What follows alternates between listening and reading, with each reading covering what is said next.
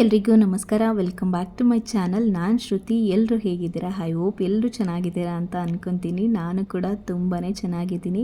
ಇದು ಬುಧವಾರದ ವ್ಲಾಗ್ ಆಗಿರುತ್ತೆ. ಮಧ್ಯಾಹ್ನದಿಂದ ವ್ಲಾಗ್ನ ಸ್ಟಾರ್ಟ್ ಮಾಡ್ತಾ ಇದ್ದೀನಿ. ಇವತ್ತಿನ ದಿನ ಹೇಗಿರುತ್ತೆ ಅನ್ನೋದನ್ನು ಈ ಒಂದು ವ್ಲಾಗಲ್ಲಿ ನಿಮ್ಮ ಜೊತೆ ಶೇರ್ ಮಾಡ್ಕೊತೀನಿ. ವಿಡಿಯೋನ ಎಲ್ಲೂ ಸ್ಕಿಪ್ ಮಾಡದೆ ಕೊನೆ ತನಕ ನೋಡಿ. ಹಾಗೆ ಇನ್ನೂ ಯಾರೆಲ್ಲ ನನ್ನ ಚಾನಲ್ನ ಸಬ್ಸ್ಕ್ರೈಬ್ ಮಾಡ್ಕೊಂಡಿಲ್ಲ, ಪ್ಲೀಸ್ ಸಬ್ಸ್ಕ್ರೈಬ್ ಮಾಡಿಕೊಂಡು ನೋಡಿ.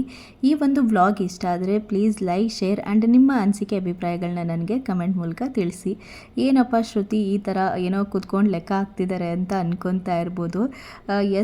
ಸಂಡೇ ಗೋಲ್ಕ ಹೊಡೆದಿದ್ವಲ್ಲ, ನಾನು ಲಾಸ್ಟ್ ವ್ಲಾಗಲ್ಲೇ ಹೇಳಿದ್ದೆ. ಅಮೌಂಟ್ ಏನು ಕೌಂಟ್ ಮಾಡಿರಲಿಲ್ಲ, ಹಾಗೆ ಎತ್ತಿಟ್ಟಿದ್ವಿ, ಟೈಮ್ ಇರಲಿಲ್ಲ ಹಾಗಾಗಿ ಅಂತ ಹೇಳಿಬಿಟ್ಟು. ಇವಾಗ ಮಧ್ಯಾಹ್ನ ಆಗಿತ್ತು. ಯಕ್ಷಿತ್ಗೆ ಊಟ ಮಾಡಿಸಿ ಮಲಗಿಸಿದೆ. ಅವನನ್ನು ಸ್ಕೂಲಿಂದ ಕರ್ಕೊಂಡು ಬಂದು ಹಾಗೆ ಅಮೌಂಟ್ ಎಷ್ಟಿದೆ ಅಂತ ಅಂದ್ಬಿಟ್ಟು ಲೆಕ್ಕ ಹಾಕ್ಕೊಳ್ಳೋಣ ಅಂತ ಹೇಳಿ ಲೆಕ್ಕ ಹಾಕ್ಕೊತಾ ಇದ್ದೀನಿ. ಇಲ್ಲಿ ನಾನು ಲಾಸ್ಟ್ ವ್ಲಾಗಲ್ಲೇ ಹೇಳಿದ್ದೆ, ಬರೀ ಕಾಯಿನ್ಸ್ ಅಷ್ಟೇ ಸಪ್ರೇಟ್ ಮಾಡಿ ಇಟ್ಟಿದ್ದೀವಿ. 5 ರುಪೀಸ್ದು ಮತ್ತು 2 ರುಪೀಸ್ದು, 1 ರುಪೀಸ್ದೆಲ್ಲನೂ ಸಪ್ರೇಟ್ ಮಾಡಿ ಇಟ್ಟಿದ್ದೀನಿ ಅಂತ ಹೇಳಿ. ಇವಾಗ ಆ ಅಮೌಂಟ್ನ ಕೌಂಟ್ ಮಾಡೋಣ ಅಂತ ಹೇಳಿ ಕೌಂಟ್ ಮಾಡ್ಕೊತಾ ಇದ್ದೀನಿ. ಇದರಲ್ಲಿ ಜಾಸ್ತಿ ಏನೂ ಅಮೌಂಟ್ ಇರಲಿಲ್ಲ. ನಾವು as A middle class family ಅಂತಂದರೆ ಗೊತ್ತೇ ಇರುತ್ತೆ ಎಷ್ಟು ಅಮೌಂಟ್ನ ಸೇವಿಂಗ್ಸ್ ಮಾಡೋಕ್ಕಾಗುತ್ತೆ ಅಂತ. ಇದರಲ್ಲಿ ಆಲ್ಮೋಸ್ಟ್ ಒಂದು 2100 ರೂಪಾಯಿ ಅಮೌಂಟ್ ಇತ್ತು ಅನಿಸುತ್ತೆ.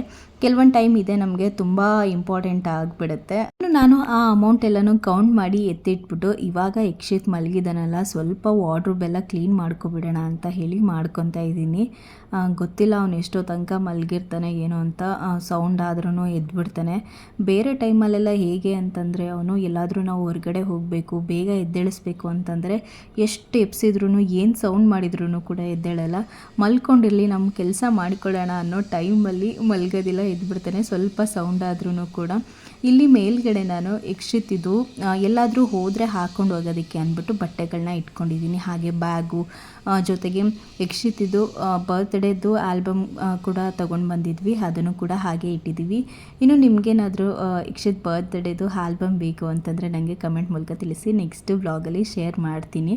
ಇನ್ನು ನಮ್ಮದು ಮದುವೆ ಆಲ್ಬಮ್ ಬಂದು ಊರಲ್ಲೇ ಸೇರ್ಕೊಬಿಟ್ಟಿದೆ, ಈಸ್ಕೊಂಡೇ ಬಂದಿಲ್ಲ ಇನ್ನೂ ನಾವು. ನೋಡಿ ಸ್ವಲ್ಪ ಸೌಂಡ್ ಆಗ್ತಿದ್ದಾಗೆ ಎದ್ದೇ ಬಿಟ್ಟಿದ್ದಾನೆ ಅವನು. ಟ್ರೈಪೋರ್ಡ್ ಇಟ್ಕೊಂಡು ಎಳಿತಾ ಇದ್ದಾನೆ. ಅದೆಲ್ಲ ಬಟ್ಟೆಗಳನ್ನೆಲ್ಲ ಕೆಳಗಡೆ ಹಾಕಿಬಿಟ್ಟು ನಾನು ಇಲ್ಲಿ ಸಪ್ರೇಟ್ ಮಾಡ್ಕೊತಾ ಇದ್ದೀನಿ. ಎತ್ಕೋಬೇಕಾದ್ರೆ ಎಲ್ಲ ಚಲಂಪಿಲಿ ಮಾಡಿಬಿಟ್ಟಿರ್ತೀನಿ, ಮತ್ತು ಮೆಸ್ಸಿ ಆಗಿಬಿಟ್ಟಿತ್ತು ಎಲ್ಲ ಪೂರ್ತಿಯಾಗಿ ಅವನ ಬಟ್ಟೆಗಳೆಲ್ಲ.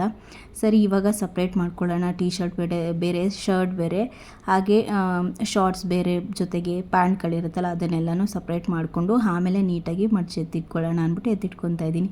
ಇನ್ನು ವರಮಹಾಲಕ್ಷ್ಮಿ ಹಬ್ಬಕ್ಕೆ ಅಂತ ಹೇಳಿ ಸಿಲ್ವರ್ ಶಾಪಿಂಗ್ ಮಾಡ್ಕೊಂಡು ಬಂದಿದ್ನಲ್ಲ, ಅದನ್ನು ಕೂಡ ಅಲ್ಲೇ ಇಟ್ಟಿದ್ದೀನಿ. ಅಲ್ಲೇ ಇರಲಿ, ಹಬ್ಬದ ದಿನ ಬೇಕಂದರೆ ತೊಗೊಳೋದಕ್ಕಾಗತ್ತೆ ಅಂತ ಹೇಳಿ. ಯಕ್ಷಿತ್ ಕೂಡ ಎದ್ದೇ ಬಿಟ್ಟ. ಅಷ್ಟರಲ್ಲಿ ನೋಡ್ತಾ ಇರ್ಬೋದು ನೀವು ಎಷ್ಟೆಲ್ಲ ತರಲೆ ಮಾಡ್ತಿದ್ದಾನೆ ಅಂತ. ಎದ್ದ ತಕ್ಷಣ ಅವನಿಗೆ ಏನಾದರೂ ಒಂದು ತಿನ್ನೋಕೆ ಕೊಡಬೇಕು, ಅಡುಗೆ ಮನೆಗೆ ಎಳ್ಕೊಂಡು ಹೋಗ್ತಾನೆ. ಅದನ್ನು ಕೊಟ್ಟರೆ ಸುಮ್ಮನೆ ಆಗ್ತಾನೆ. ಮತ್ತು ರೆಗ್ಯುಲರಾಗಿ ನಾವು ಏನು ಕೊಡ್ತೀವೋ ಅದು ಇಷ್ಟನೇ ಆಗಲ್ಲ ಅವನಿಗೆ. ಹೊಸದಾಗಿ ಏನಾದರೂ ಕೊಡಬೇಕು, ಆವಾಗಲೇ ಇಷ್ಟ ಆಗೋದು. ನಾನು ಹೆಂಗೋ ಅವನನ್ನು ಸ್ವಲ್ಪ ಸಮಾಧಾನ ಮಾಡಿ ಕೂರಿಸಿದ್ದೀನಿ. ಇಲ್ಲಿ ನಾನು ಬಟ್ಟೆಗಳನ್ನೆಲ್ಲನೂ ಮಡ್ಚ್ಕೊಂಡಿದ್ದಾದಮೇಲೆ ಎಲ್ಲನೂ ಕೂಡ ನೀಟಾಗಿ ವಾರ್ಡ್ರೋಬಿಗೆ ಜೋಡಿಸ್ಕೊತಾ ಇದ್ದೀನಿ. ಅದಾಗಿದ್ಮೇಲೆ ಇಲ್ಲಿ ಕೆಳಗಡೆ ಆನಂದ್ ಬಟ್ಟೆಗಳಿರೋದು, ಅವ್ರದ್ದು ಆಫೀಸ್ಗೆ ಹಾಕ್ಕೊಂಡು ಹೋಗೋದು ಮತ್ತು ಎಲ್ಲಾದರೂ ಹೋದರೆ ಹಾಕ್ಕೊಂಡು ಹೋಗೋದು. ಈ ಕಬೋರ್ಡ್ ಪೂರ್ತಿ ಆನಂದ್ ಬಟ್ಟೆಗಳೇ ಇರೋದು. ಅದೇನು ಆಲ್ಮೋಸ್ಟ್ ಎಲ್ಲ ನೀಟಾಗಿ ಫೋಲ್ಡ್ ಆಗಿತ್ತು. ಜಸ್ಟ್ ಬಟ್ಟೆಗಳನ್ನೆಲ್ಲನೂ ಎತ್ತಿ ಇಟ್ಬಿಟ್ಟು ಒರೆಸ್ಕೊಂಡು ಹಾಗೆ ಇಡೋಣ ಅಂತ ಅಂದ್ಬಿಟ್ಟು ಇಟ್ಟಿದ್ದೆ. ನೋಡ್ತಾ ಇರ್ಬೋದು ನೀವು, ನಾವು ಗೋಲ್ಕದಲ್ಲಿ ಕಾಯಿನ್ ಇದ್ವಲ್ಲ ಅದರದ್ದೆಲ್ಲ ಆ ಕಾಯಿನ್ಗಳನ್ನೆಲ್ಲನೂ ಕೂಡ ಇಲ್ಲೇ ಇಟ್ಟಿದ್ದೀನಿ. ನಮ್ಮದು ಅಂಗಡಿ ಇದೆಯಲ್ಲ ಅಲ್ಲಿಗೆ ತೊಗೊಂಡು ಹೋಗ್ತೀನಿ ಅಂತ ಹೇಳಿದರು. ಹಬ್ಬ ಆದಮೇಲೆ ತೊಗೊಂಡು ಹೋಗಿ ಅಂತ ಹೇಳಿದೆ. ಹಾಗಾಗಿ ಅಲ್ಲೇ ಇಟ್ಟಿದ್ದಾರೆ. ಆ್ಯಸ್ ಎ ಹೌಸ್ ವೈಫ್ ಆಗಿ ಎಲ್ರಿಗೂ ಕೂಡ ಗೊತ್ತಿರುತ್ತೆ, ಮಗುನೂ ನೋಡಿಕೊಂಡು ಮನೆ ಕೆಲಸಗಳೆಲ್ಲನೂ ಮಾಡಿಕೊಂಡು ಈ ಥರದ ಎಕ್ಸ್ಟ್ರಾ ಕೆಲಸಗಳು ಮಾಡ್ಕೊಳ್ಳೋದು ಎಷ್ಟು ಕಷ್ಟ ಇರುತ್ತೆ ಅಂತ ಅಂದ್ಬಿಟ್ಟು ನಾನಂತೂ ಹಾಗಾಗಿ ಒಂದೇ ದಿನ ಎಲ್ಲ ಕೆಲಸನೂ ಮಾಡ್ಕೊಳ್ಳೋದಕ್ಕಾಗಲ್ಲ. ಲಾಸ್ಟ್ ವ್ಲಾಗಲ್ಲಿ ನೀವು ನೋಡಿದ್ರಿ, ನಾನು ಆ ರೂಮ್ನ ಕ್ಲೀನ್ ಮಾಡ್ಕೊಂಡಿದ್ದೆ. ಈ ರೂಮಲ್ಲಿ ಏನಪ್ಪ ಅಂತಂದರೆ ಬಟ್ಟೆಗಳೆಲ್ಲ ಜೋಡಿಸಿದ್ದೀವಲ್ಲ, ಬಟ್ಟೆಗಳ ನೀಟಾಗಿ ಮತ್ತೆ ಜೋಡಿಸಿ ಎತ್ತಿಡೋದಕ್ಕೆ ತುಂಬಾ ಟೈಮ್ ಆಗುತ್ತೆ. ಮತ್ತು ಒಂದೇ ದಿನ ಈ ರೂಮ್ನ ಕ್ಲೀನ್ ಮಾಡೋದಕ್ಕಾಗಲ್ಲ ಅಂತ ಹೇಳಿ ನಾನು ಇವತ್ತು ಬಟ್ಟೆಗಳನ್ನೆಲ್ಲನೂ ನೀಟಾಗಿ ಜೋಡಿಸ್ಕೊಬಿಡೋಣ, ವಾರ್ಡ್ರೋಬ್ ಕ್ಲೀನ್ ಮಾಡ್ಕೊಳ್ಳೋಣ ಅಂತ ಮಾಡ್ಕೊತಾ ಇದ್ದೀನಿ. ನೆಕ್ಸ್ಟಾಗಿ ಬೇಕು ಅಂದರೆ ಈ ರೂಮ್ನ ಕ್ಲೀನ್ ಮಾಡ್ಕೋಬೋದು ಅಂತ ಹೇಳಿ. ಜೊತೆಗೆ ಅಷ್ಟೊತ್ತಿಗೆ ಯಕ್ಷಿತ್ ಕೂಡ ಎದ್ಬಿಟ್ನಲ್ವ, ನಂಗೆ ಹಂಗಾಗಿ ಎರಡು ಕಡೆನೂ ವಾರ್ಡ್ರೋಬ್ ಕ್ಲೀನ್ ಮಾಡೋದಕ್ಕೆ ಆಗಲಿಲ್ಲ. ಒಂದೇ ಕಡೆ ಅಷ್ಟೇ ಕ್ಲೀನ್ ಮಾಡಿದ್ದು.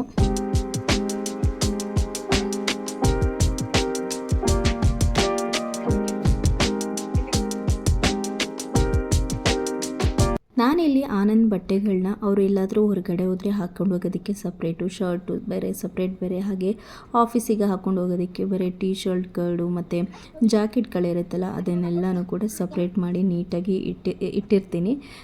ಬಟ್ ಅವರು ಎತ್ಕೋಬೇಕಾದ್ರೆ ಆ ಕಡೆ ಈ ಕಡೆ ಹಾಗೆ ಆಗುತ್ತೆ. ಅದರಲ್ಲೂ ನನ್ನ ವಾರ್ಡ್ರೋಬೆಲ್ಲ ಅಂತೂ ಸಿಕ್ಕಾಪಟ್ಟೆ ಮೆಸ್ಸಿ ಆಗಿತ್ತು. ಮೇಯ್ನಾಗಿ ನಾನು ಅದನ್ನೇ ಕ್ಲೀನ್ ಮಾಡಬೇಕು ಅಂದ್ಕೊಂಡಿದ್ದೆ. ಬಟ್ ಅಷ್ಟರಲ್ಲಿ ಯಕ್ಷಿತ್ ಎದ್ಬಿಟ್ನಲ್ಲ, ಹಾಗಾಗಿ ನನಗೆ ಆ ವಾರ್ಡ್ರೋಬ್ನ ಕ್ಲೀನ್ ಮಾಡೋದಕ್ಕಾಗಲಿಲ್ಲ. ಇವನು ಈ ಥರ ಆಟ ಆಡಿಕೊಂಡು ಇದೊಂದು ವಾರ್ಡ್ರೋಬ್ನ ಕ್ಲೀನ್ ಮಾಡೋಕ್ಕೆ ಬಿಟ್ಟಿದ್ದೇ ಹೆಚ್ಚು ಅಂತಲೇ ಹೇಳ್ಬೋದು. ಅವನು ಅಷ್ಟು ಸುಮ್ಮನೆ ಕೂತ್ಕೊಳ್ಳೋದೇ ಇಲ್ಲ. ಇಲ್ಲೆಲ್ಲ ಒಂದು ಹಳೇದು ಯೂಸ್ ಮಾಡಿರೋದೆಲ್ಲ ಸಿರಪ್ಗಳೆಲ್ಲ ಇತ್ತು. ಎಮರ್ಜೆನ್ಸಿಗೆ ಏನಾದರೂ ಬೇಕು ಅಂತಂದರೆ ನಾವು ಫೋಟೋ ತೆಗೆದ್ಬಿಟ್ಟು ಹೊಸ ಬಾಟಲ್ನ ತರಿಸ್ಕೋಬೋದು ಅಂತ ಹೇಳಿ ನಾನು ಹಾಗೆ ಇಟ್ಟಿರ್ತೀನಿ. ಎಲ್ಲ ಬಟ್ಟೆಗಳನ್ನೂ ಕೂಡ ವಾರ್ಡ್ರೋಬಲ್ಲಿ ಜೋಡಿಸಿದ್ದಾದಮೇಲೆ ಕೆಳಗಡೆ ನಾನು ಆನಂದ್ ಡೈಲಿ ವೇರ್ಗೆ ಅಂತ ಅಂದ್ಬಿಟ್ಟು ಆಫೀಸಿಗೆ ಹಾಕೊಂಡು ಹೋಗೋಕ್ಕೆ ಅಂದ್ಬಿಟ್ಟು ಒಂದಷ್ಟು ಶರ್ಟ್ಗಳು ಮತ್ತು ಪ್ಯಾಂಟ್ಗಳು ಇಟ್ಟಿದ್ದೆ. ಅದನ್ನು ಯಕ್ಷಿತ್ತು ಎಲ್ಲ ತೆಗೆದು ಇದು ಮಾಡಿಬಿಟ್ಟಿದ್ದ. ಹಾಗಾಗಿ ನೀಟಾಗಿ ಫೋಲ್ಡ್ ಮಾಡಿ ಎತ್ತಿಡೋಣ ಅಂತ ಹೇಳಿ ಶರ್ಟ್ಗಳನ್ನೆಲ್ಲನೂ ಕೂಡ ಮಡಚಿ ಇಟ್ಬಿಟ್ಟು ಫೈನಲಾಗಿ ನಾನು ಈ ಥರ ಅರೇಂಜ್ ಮಾಡಿದ್ದೆ ವಾರ್ಡ್ರೋಬ್ನ. ಹೇಗೆ ಕಾಣಿಸ್ತಿದೆ ನೋಡಿ, ತುಂಬಾ ಚೆನ್ನಾಗಿ ಕಾಣಿಸ್ತಾ ಇದೆ. ಇವಾಗ ಇದು ಒಂದು ವಾರ್ಡ್ರೋಬ್ನ ಕ್ಲೀನ್ ಮಾಡಿದ್ದೀನಿ, ಇನ್ನೂ ಆ ಕಡೆ ಕ್ಲೀನ್ ಮಾಡಬೇಕು. ಯಕ್ಷಿತ್ ಎದ್ಬಿಟ್ಟು ಅಷ್ಟರಲ್ಲಿ ಕ್ಲೀನ್ ಮಾಡೋದಕ್ಕಾಗಲಿಲ್ಲ. ನೋಡ್ತೀನಿ, ನಾಳೆ ಆದರೆ ಕ್ಲೀನ್ ಮಾಡ್ಕೊತೀನಿ. ಇವನಿಲ್ಲೇ ಮಲಗಿದ್ನಲ್ಲ, ಲೈಟೆಲ್ಲ ಆನ್ ಮಾಡಿದ್ನಲ್ಲ, ಬೆಳಕಿಗೆ ಎದ್ದೇ ಬಿಟ್ಟ, ನಿದ್ದೆ ಮಾಡಲೇ ಇಲ್ಲ. ಸೊ ಹಂಗಾಗಿ ಇದೊಂದು ಕ್ಲೀನ್ ಮಾಡಿದ್ದೀನಿ. ನಾಳೆ ಬೇಕಂದ್ರೆ ಅದನ್ನು ಕ್ಲೀನ್ ಮಾಡ್ಕೊತೀನಿ. ಏನಾಗುತ್ತೆ ಅಂತಂದರೆ ಒಂದೇ ದಿನ ಪೂರ್ತಿ ಈ ಕಡೆ ಎಲ್ಲ ಕ್ಲೀನ್ ಮಾಡಿ ಮಾಡೋದಕ್ಕಾಗಲ್ಲ. ಆ ಕಡೆ ರೂಮಲ್ಲಿ ಅಂದರೆ ಅಷ್ಟೊಂದು ಕಷ್ಟ ಆಗೋಲ್ಲ. ಈ ಕಡೆ ರೂಮಲ್ಲಿ ಫ್ಯಾನ್ದು ಡಸ್ಟೆಲ್ಲ ಹೊಡಿಬೇಕು. ಆ ಕಡೆ ರೂಮಲ್ಲಿ ಯಾರೂ ಯೂಸ್ ಮಾಡಲ್ವಲ್ಲ, ಸೊ ಅಷ್ಟೊಂದೇನು ಡಸ್ಟ್ ಇರೋಲ್ಲ. ಮತ್ತು ಮೇಲ್ಗಡೆ ಬೀರು ಮೇಲೆ, ಇಲ್ಲಿ ಡ್ರೆಸ್ಸಿಂಗ್ ಟೇಬಲ್ ಮೇಲೆ ಎಲ್ಲನೂ ನೀಟಾಗಿ ತೆಗೆದು ಒಂದು ಕಡೆಯಿಂದ ಎಲ್ಲ ಕ್ಲೀನ್ ಮಾಡಬೇಕು. ಮತ್ತು ಕೆಳಗಡೆ ಎಲ್ಲ ಕ್ಲೀನ್ ಮಾಡಬೇಕು. ಸೊ ಹಂಗಾಗಿ ಜಾಸ್ತಿ ಟೈಮ್ ತೊಗೊಳುತ್ತೆ. ನಿನ್ನೆ ಆ ರೂಮ್ ಕ್ಲೀನ್ ಮಾಡೋದಕ್ಕೇ ಒಂದು 3 hours ತೊಗೊಂಡಿದ್ದೀನಿ. ಇನ್ನು ಈ ರೂಮ್ ಕ್ಲೀನ್ ಮಾಡೋದಕ್ಕೆ ಅವಾಗ ಕ್ಲೀನ್ ಮಾಡ್ತೀನೋ ಅಂತ ಗೊತ್ತಿಲ್ಲ. ಸೊ ಹಾಗಾಗಿ ನಾಳೆ ಯಕ್ಷಿತ್ನ ಸ್ಕೂಲಿಗೆ ಬಿಟ್ಟು ಬಂದು ನೆಕ್ಸ್ಟ್ ಇದೇ ಕೆಲಸ ಮಾಡಬೇಕು. ಇಲ್ಲ ಅಂತಂದರೆ ನಂಗೆ ಬೇರೆ ದಿನ ಟೈಮ್ ಸಿಗೋಲ್ಲ. ಹಾಗಾಗಿ ಇವಾಗ ಸೊ ಇದೊಂದನ್ನು ಹಾಗೆ ಬಿಟ್ಟಿದ್ದೀನಿ. ಬೇಕಂದರೆ ನಾಳೆ ಕ್ಲೀನ್ ಮಾಡಿ. ಇದೇ ಜಾಸ್ತಿ ಮೆಸ್ಸಿ ಆಗಿರೋದು. ಇವ್ರದ್ದು ವಾರ್ಡ್ರೋಬೇನು ಅಷ್ಟೊಂದೇನು ಮೆಸ್ಸಿ ಆಗಿಲ್ಲ, ಆನಂದ್ ವಾರ್ಡ್ರೋಬು. ನನ್ನ ಬಟ್ಟೆಗಳೇ ಜಾಸ್ತಿ ಮೆಸ್ಸಿ ಆಗಿರೋದು ಇಲ್ಲೆಲ್ಲ. ಸೊ ಇದನ್ನೇ ಕ್ಲೀನ್ ಮಾಡಬೇಕು.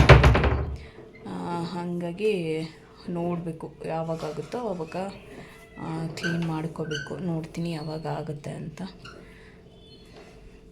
ಸೊ ಇವಾಗ ಅದೆಲ್ಲ ಮಡಚಿ ಎಲ್ಲನೂ ಎತ್ತಿಟ್ಟಿದ್ದೀನಿ ನೀಟಾಗಿ. ಬೇರೆ ಏನು ಕೆಲಸ ಇದೆ ನೋಡಬೇಕು. ಸ್ವಲ್ಪ ಬಟ್ಟೆ ಎಲ್ಲ ಎತ್ತಿಡಬೇಕು. ನೆನ್ನೆ ಒಣಗಾಕಿದ್ನಲ್ಲ, ಆ ಬಟ್ಟೆಗಳೆಲ್ಲ ಹಂಗೆ ಇಟ್ಟಿದ್ದೀನಿ. ಇನ್ನೂ ಒಣಗಾಕಿದ್ದೀನಿ.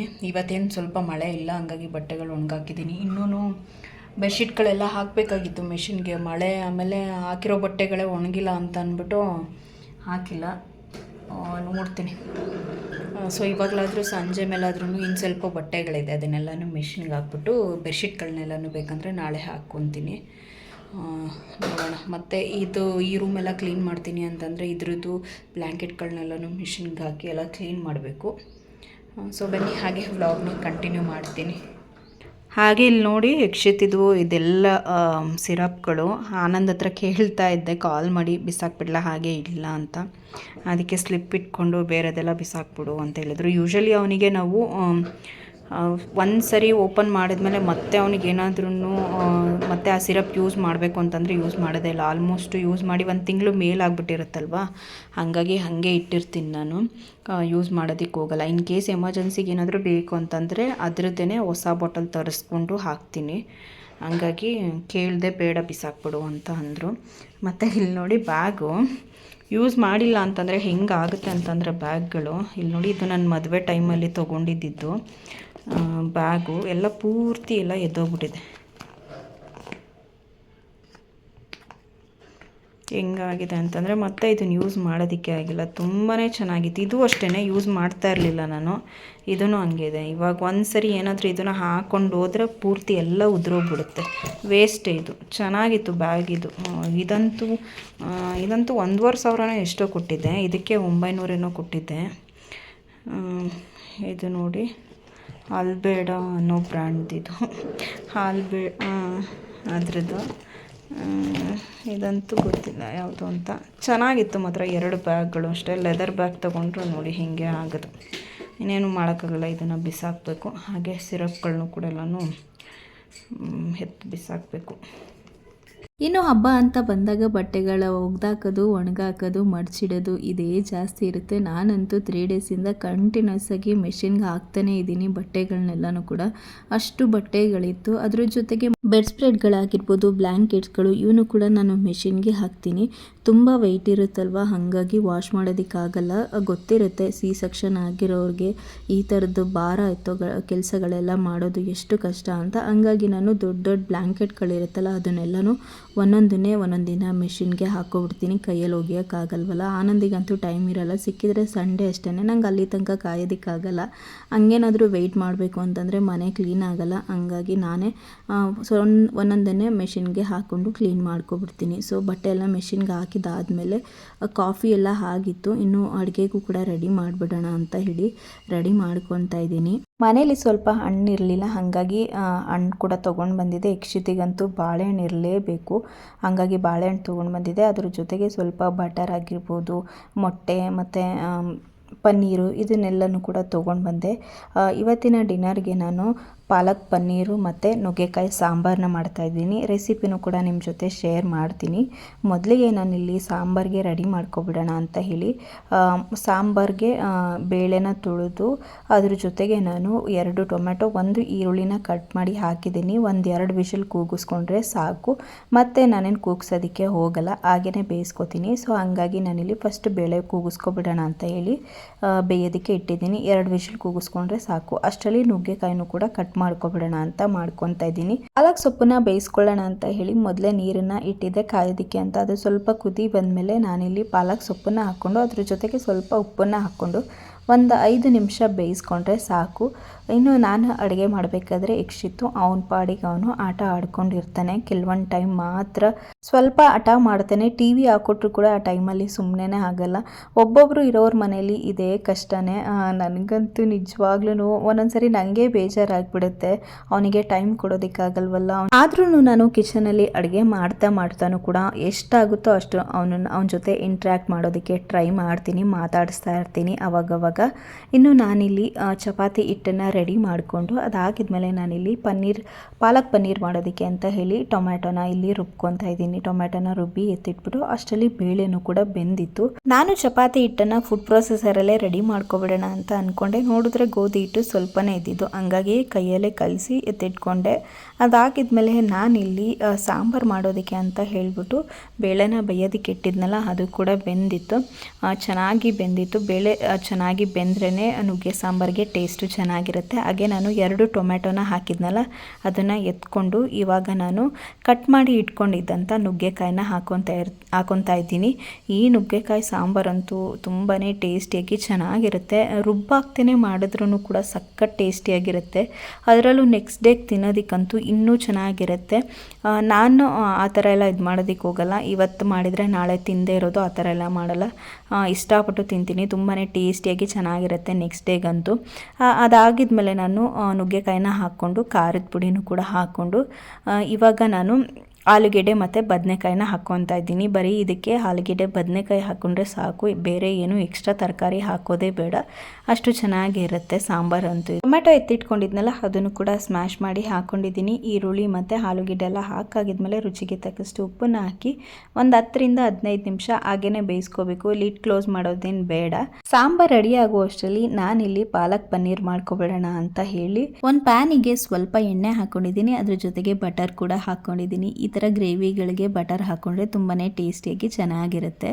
ಅದಾಗಿದ್ಮೇಲೆ ನಾನು ಇಲ್ಲಿ ಇದಕ್ಕೆ ಸ್ವಲ್ಪ ಚಕ್ಕೆ, ಲವಂಗ, ಏಲಕ್ಕಿ, ಈರುಳ್ಳಿ ಇಷ್ಟನ್ನು ಕೂಡ ಹಾಕ್ಕೊಂಡು ಚೆನ್ನಾಗಿ ಫ್ರೈ ಮಾಡ್ಕೋಬೇಕು. ಇಲ್ಲಿ ನೋಡಿ ಸಾಂಬಾರು ಕೂಡ ಬೇಯ್ತಾ ಇದೆ ಇನ್ನೊಂದು ಕಡೆ. ಈರುಳ್ಳಿ ಚೆನ್ನಾಗಿ ಫ್ರೈ ಆದಮೇಲೆ ಇದಕ್ಕೆ ನಾನು ಸ್ವಲ್ಪ ಶುಂಠಿ ಬೆಳ್ಳುಳ್ಳಿ ಪೇಸ್ಟನ್ನು ಹಾಕ್ಕೊಂಡು ಚೆನ್ನಾಗಿ ಮಿಕ್ಸ್ ಮಾಡ್ಕೋಬೇಕು. ಅದು ಹಸಿ ಸ್ಮೆಲ್ ಹೋಗೋವರೆಗೂ ಕೂಡ ಚೆನ್ನಾಗಿ ಫ್ರೈ ಮಾಡ್ಕೋಬೇಕು.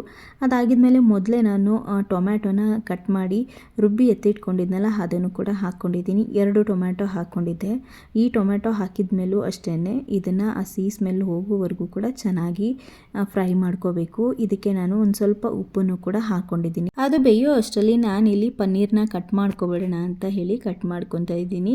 ನಾನು ಈ ಥರ ಕ್ಯೂಬ್ಸ್ ಆಗಿ ಕಟ್ ಮಾಡ್ಕೊತಾ ಇದ್ದೀನಿ. ಪನ್ನೀರೆಲ್ಲ ಕಟ್ ಮಾಡ್ಕೊಂಡಿದ್ದಾದಮೇಲೆ ನಾನು ಅದಕ್ಕೆ ಸ್ವಲ್ಪ ಉಪ್ಪನ್ನು ಹಾಕಿ ನೆನೆಸಿ ಇಟ್ಟಿದ್ದೀನಿ. ಅಷ್ಟರಲ್ಲಿ ಪಾಲಕ್ ಸೊಪ್ಪನ್ನು ರುಬ್ಕೊಬಿಡೋಣ ಅಂತ ಹೇಳಿ ರುಬ್ಕೊತಾ ಇದ್ದೀನಿ. ಅದ್ರ ಜೊತೆಗೆ ನಾನು ಒಂದೆರಡು ಹಸಿರು ಮೆಣಸಿಕಾಯಿ, ಸ್ವಲ್ಪ ಗೋಡಂಬಿನೂ ಕೂಡ ಹಾಕ್ಕೊಂಡು ರುಬ್ಕೊತಾ ಇದ್ದೀನಿ. ಜೊತೆಗೆ ಇದನ್ನು ನೀಟಾಗಿ ನುಣ್ಣಗೆ ರುಬ್ಕೋಬೇಕು. ರುಬ್ಕೊಂಡಿದ್ದಾದಮೇಲೆ ಈರುಳ್ಳಿ ಟೊಮೆಟೊ ಎಲ್ಲ ಚೆನ್ನಾಗಿ ಬೆಂದಿತ್ತು. ಚೆನ್ನಾಗಿ ಬೆಂದಿದ್ಮೇಲೆ ನಾನು ಪಾಲಕ್ ಸೊಪ್ಪನ್ನು ರುಬ್ಕೊಂಡಿದ್ನಲ್ಲ ಅದನ್ನು ಇದಕ್ಕೆ ಮಿಕ್ಸ್ ಮಾಡ್ಕೊತಾ ಇದ್ದೀನಿ. ಚೆನ್ನಾಗಿ ಮಿಕ್ಸ್ ಮಾಡ್ಕೋಬೇಕು. ಹಾಗೆ ಅದರದ್ದು ನೀರಿರುತ್ತಲ್ಲ ಅದನ್ನು ಕೂಡ ಹಾಕ್ಕೊತಾ ಇದ್ದೀನಿ. ಅಷ್ಟರಲ್ಲಿ ಸಾಂಬಾರು ಕೂಡ ಬೆಂದಿತ್ತು. ಇನ್ನೊಂದು ಕಡೆ ಇದಕ್ಕೆ ಹುಳಿ ಬಿಟ್ಕೊಬಿಡೋಣ ಅಂತ ಹೇಳಿ ಹುಳಿನೂ ಕೂಡ ಬಿಟ್ಕೊತಾ ಇದ್ದೀನಿ. ನನಗೆ ಯಾವಾಗಲೂ ಅಷ್ಟೇ ಈ ಥರದ್ದು ಹುಳಿ ಸಾಂಬಾರುಗಳಿಗೆ ಟೊಮೆಟೊ ಹಾಕಿದ್ರೂ ಕೂಡ ಅದ್ರ ಜೊತೆಗೆ ನಾನು ಹುಣಸೆ ಹುಳಿನೂ ಕೂಡ ಬಿಟ್ಕೊತೀನಿ. ತುಂಬಾ ಟೇಸ್ಟಿಯಾಗಿ ಚೆನ್ನಾಗಿರುತ್ತೆ. ಹಾಗೆ ಕೊನೆಯಲ್ಲಿ ಇದಕ್ಕೆ ಸ್ವಲ್ಪ ಕೊತ್ತಂಬರಿ ಸೊಪ್ಪು, ಕಾಯಿ ತುರಿನ ಹಾಕಿದ್ರಂತೂ ಇನ್ನೂ ಟೇಸ್ಟಿಯಾಗಿ ಚೆನ್ನಾಗಿರುತ್ತೆ. ಇಲ್ಲಿ ನಾನು ಪಾಲಕ್ ಪನ್ನೀರಿಗೆ ಸ್ವಲ್ಪ red chilli powder, garam masala, ಧನಿಯಾ ಪೌಡರು ಇಷ್ಟನ್ನು ಕೂಡ ಹಾಕ್ಕೊಂಡು ಚೆನ್ನಾಗಿ ಮಿಕ್ಸ್ ಮಾಡ್ಕೊತಾ ಇದ್ದೀನಿ. ಹಾಗೆ ಅದಕ್ಕೆ ರುಚಿಗೆ ತಕ್ಕಷ್ಟು ಉಪ್ಪನ್ನು ಕೂಡ ಹಾಕ್ಕೊತಾ ಇದ್ದೀನಿ. ಉಪ್ಪು ಹಾಕಿದ್ಮೇಲೆ ಒಂದು 5 ನಿಮಿಷ ಹಾಗೆ ಅದನ್ನು ಬೇಯಿಸ್ಕೋಬೋದು. ನೋಡ್ತಾ ಇರ್ಬೋದು ನೀವು, ಕಲರ್ ಸ್ವಲ್ಪನೂ ಕೂಡ ಚೇಂಜ್ ಆಗಿಲ್ಲ. ನಾವು ಬೇಯಿಸ್ಕೋಬೇಕಾದ್ರೇ ಒಂದು ಸ್ವಲ್ಪ ಉಪ್ಪು ಹಾಕಿದ್ವಲ್ಲ, ಹಾಗಾಗಿ ಅದು ಕಲರ್ ಚೇಂಜ್ ಆಗಿಲ್ಲ, ಅದೇ ರೀತಿಯಾಗಿಯೇ ಇದೆ. ಅದಾಗಿದ್ಮೇಲೆ ನಾನಿಲ್ಲಿ ಕೊನೆಯಲ್ಲಿ ನಾನೇನು ಆವಾಗಲೇ ಕಟ್ ಮಾಡಿ ಎತ್ತಿಟ್ಕೊಂಡಿದ್ದೆ ಆ ಪನ್ನೀರನ್ನ ಇವಾಗ ಹಾಕ್ಕೊತಾ ಇದ್ದೀನಿ. ಪನ್ನೀರ್ ಹಾಕಿದ್ಮೇಲೆ ನಿಧಾನವಾಗಿ ಕೈ ಆಡಿಸ್ಬೇಕು. ಪನ್ನೀರೆಲ್ಲ ಪೀಸ್ ಆಗಿಬಿಡುತ್ತೆ. ಹಾಗಾಗಿ ನಿಧಾನಕ್ಕೆ ಮಿಕ್ಸ್ ಮಾಡ್ಕೋಬೇಕು. ಅಷ್ಟರಲ್ಲಿ ನಾನಿಲ್ಲಿ ಅದು ನಿಧಾನಕ್ಕೆ ಲೋ ಫ್ಲೇಮಲ್ಲಿ ಬೇಯ್ತಾ ಇರುತ್ತೆ ಅಂತ ಹೇಳಿ ಸಾಂಬಾರಿಗೆ ಒಗ್ಗರಣೆ ಹಾಕೋಬಿಡೋಣ ಅಂತ ಹೇಳಿ ಒಂದು ಪಾತ್ರೆಗೆ ಸ್ವಲ್ಪ ಎಣ್ಣೆ, ಸಾಸಿವೆ, ಕರಿಬೇವಿನ ಸೊಪ್ಪು, ಇಂಗು, ಬೆಳ್ಳುಳ್ಳಿ ಇಷ್ಟನ್ನು ಕೂಡ ಹಾಕ್ಕೊಂಡು ಚೆನ್ನಾಗಿ ಫ್ರೈ ಮಾಡಿಕೊಂಡು ಆಮೇಲೆ ಸಾಂಬಾರನ್ನು ಹಾಕ್ಕೊಂಡ್ರೆ ನುಗ್ಗೆಕಾಯಿ ಸಾಂಬಾರು ರೆಡಿ ಆಗುತ್ತೆ. ಟೇಸ್ಟ್ ಅಂತೂ ಸಕ್ಕತ್ತಾಗಿತ್ತು, ತುಂಬಾ ಚೆನ್ನಾಗಿತ್ತು. ನೀವು ಕೂಡ ಈ ಥರ ಒಂದು ಸರಿ ಟ್ರೈ ಮಾಡಿ, ಸಾಂಬಾರು ತುಂಬಾ ಚೆನ್ನಾಗಿರುತ್ತೆ. ಅಷ್ಟರಲ್ಲಿ ಪಾಲಕ್ ಪನ್ನೀರ್ ಕೂಡ ರೆಡಿ ಆಗಿತ್ತು. ನೋಡ್ತಾ ಇರ್ಬೋದು ನೀವು ಎಷ್ಟು ಚೆನ್ನಾಗಾಗಿದೆ ಅಂತ. ನಾನು ಒಂದೇ ಥರ ಟ್ರೈ ಮಾಡಲ್ಲ, ಒಂದೊಂದು ಸರಿಗೆ ಒಂದೊಂದು ರೀತಿಯಾಗಿ ಟ್ರೈ ಮಾಡ್ತೀನಿ. ಎಲ್ಲ ರೆಡಿ ಆದಮೇಲೆ ಚಪಾತಿ ಮಾಡಿಕೊಂಡು ಊಟನ ಮಾಡಿದ್ವಿ. ಇದಾಗಿತ್ತು ಇವತ್ತಿನ ವ್ಲಾಗ್. ಈ ವ್ಲಾಗ್ನ ನಾನು ಇಲ್ಲಿಗೆ ಎಂಡ್ ಮಾಡ್ತೀನಿ. ಐ ಹೋಪ್ ನಿಮ್ಮೆಲ್ಲರಿಗೂ ಕೂಡ ಈ ಒಂದು ವ್ಲಾಗ್ ಇಷ್ಟ ಆಗಿರುತ್ತೆ ಅನ್ಕೊತೀನಿ. ಇಷ್ಟ ಆದರೆ ಪ್ಲೀಸ್ ಒಂದು ಲೈಕ್ ಮಾಡಿ. ಮತ್ತೆ ಇನ್ನೊಂದು ವ್ಲಾಗ್ನೊಂದಿಗೆ ನಾನು ನಿಮಗೆ ಆದಷ್ಟು ಬೇಗ ಸಿಗ್ತೀನಿ. ಅಲ್ಲಿವರೆಗೂ ಟೇಕ್ ಕೇರ್, ಬಾಯ್.